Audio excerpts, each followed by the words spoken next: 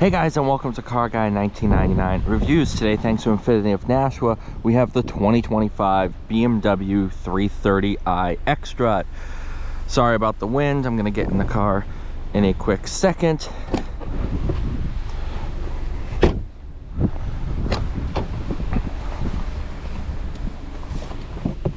Ow. All right.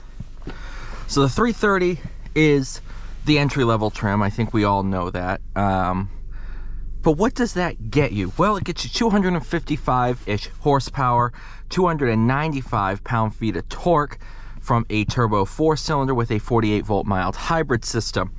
Sticker price on this one, brand new, is $50,000, which seems like a ton of money. But when you think about what a loaded Camry costs you, close enough to 40 grand. Now it's, yeah, I think you can even get Camrys like deep in the 40s, but not 100% sure. I don't work for Toyota. So what have I thought of this car? Well, it's been pretty fun. I do love BMWs. I love the 3 Series.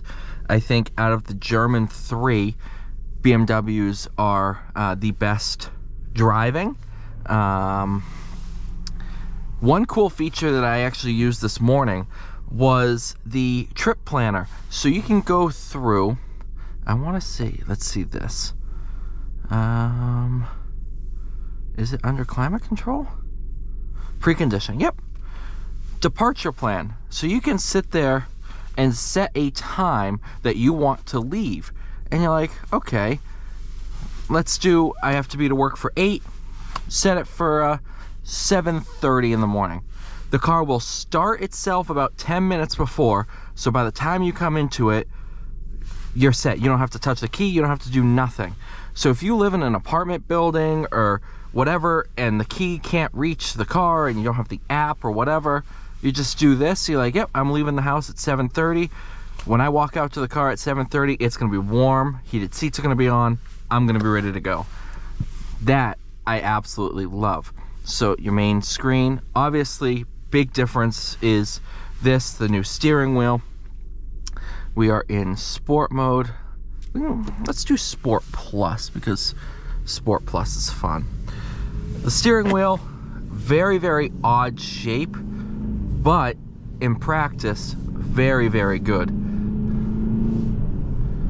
Paddles behind the wheel. ZF 8-speed is one of the best torque converter automatics on the market.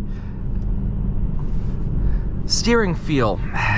This is the biggest complaint with some newer 3 Series. It's very numb. It's kind of a shame. Now, the steering heft is good. When I'm turning the car, it does exactly what I want it to.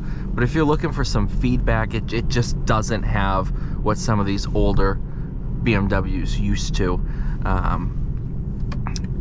But if you want to turn that into a positive on longer journeys, stuff like that, your hands aren't going to go numb from tire vibrations and everything. You're not going to be overwhelmed. You can kind of enjoy the drive.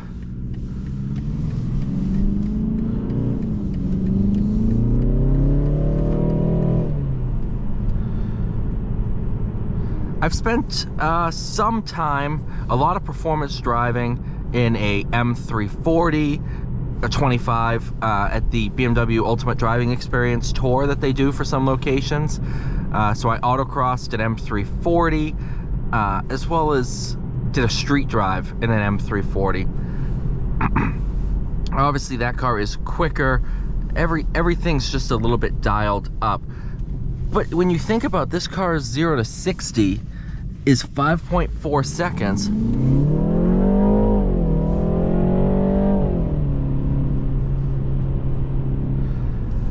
In today's world, that doesn't seem quick, but you gotta think about, you know, 10, 15 years ago, that was very quick.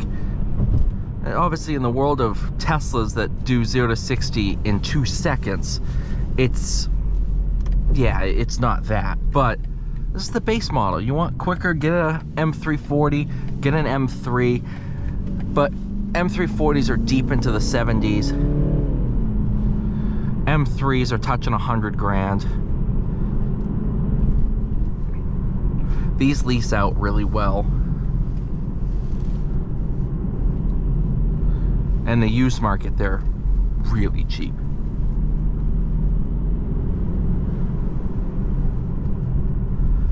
Brake pedal feel, not bad. Brakes, ZF8 speed, I'm telling you. It's, yeah, that is what sets this car apart. And I was about to get into that. Compared to like your Audis, your Mercedes, stuff like that. Well, they're all pretty good at it, but this one's really good. BMWs are always notoriously good for that. You go for the brake, it's gonna start doing sporty downshifts. I find myself not using manual mode as much. And if I use manual mode, it's to actually tone it down a little bit. Because this transmission and the throttle response, the brake response, everything is exactly what I would want for performance driving. And what that does is make this a fun companion on a back road. It's really, really good. The way it rockets out of corners.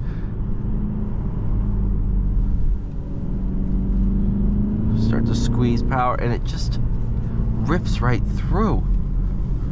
Start to squeeze.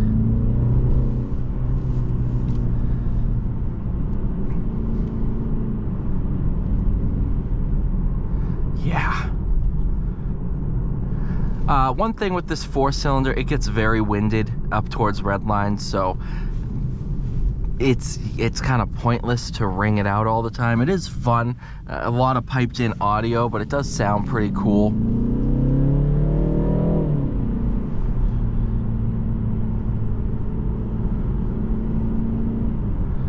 But I find myself really kind of spending a lot of time between 2,000 to 5,000 RPM and riding the wave of torque that's there.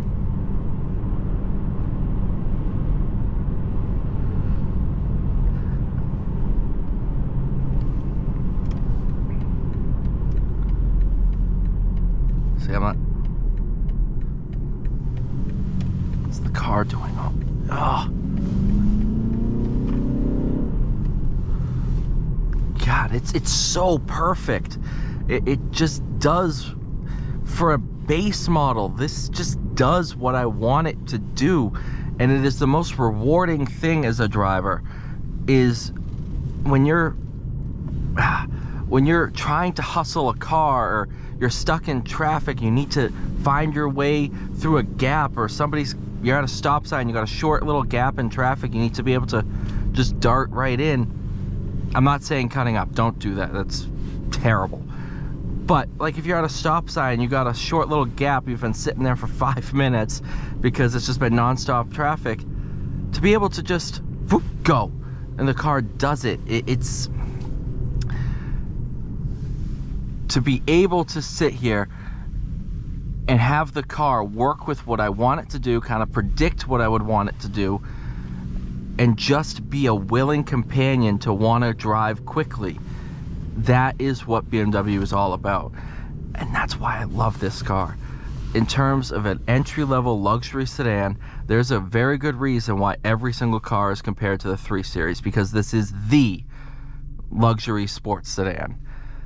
Thank you guys so much for watching. Please like, share, and subscribe. I'll see you all in the next one.